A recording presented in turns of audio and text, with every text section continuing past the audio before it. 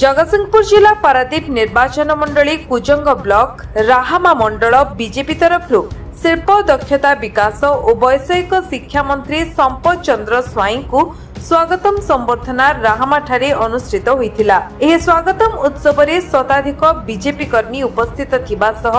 बाण फुटाई बहु उत्साह सह मंत्री को स्वागत करथिले। राहामार बीजेपी कर्मी शिशिर दास निज प्रतिक्रिया रखिछंती। संपद ना जेमती आज भगवान के आशीर्वाद से हिसाब रही आम पारादीप सी हूँ संपद जो संपद दीर्घ दिन धरी लोक मान सांगे थिले लोक मान सुख दुखे थिले जोतबे विधायक हो नथिले हारीगला लोक मान सांगे थिले। तो आज स्वतःगत भाव जो भली लोक हजार हजार लोक पाछोटी आसीचंती जे दूर दूरांतर जे आमको आमर प्रिय संपद भाई बा संपद बाबू जे मंत्री पद पाई जहाँ कहती षंड मा पेट्रोल जट से भली संपद बाबू ना जमती भगवान तांको आशीर्वाद करते तेणु आमर आशा आकांक्षा ए अंचल गर्व गौरव पारादीप निर्वाचन मंडल गर्व गौरव जे से आम कोटि कोटि प्रणाम जनाऊँ माँ शाला पाखे प्रभु जगन्नाथ जगन्नाथ पाखे कंठे विजय हूँ से ओडिशार मान रखा सहित आम पारादीप निर्वाचन मंडल मान को बहु आगू नियंतु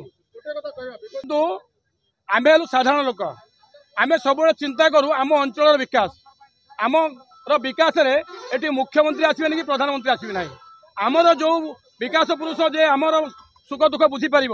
से भाया आमर गोटे प्रार्थी दरकार था जोड़ा विगत दिन में आम प्रतिवाद करूँ अयोग्य हटाइवाई आम प्रतिवाद करूँ जितेबाला पुणी से दल आमको से कैंडिडेट देते परिवार से आम दल छाड़ीलु कहीं आमर दरकार था ए अंचल विकास कला भाया गोटे पुआ दीर्घ दिन धरी आपण जरिया आम बारंबार कहीचु जे राहामा ए 18 पंचायत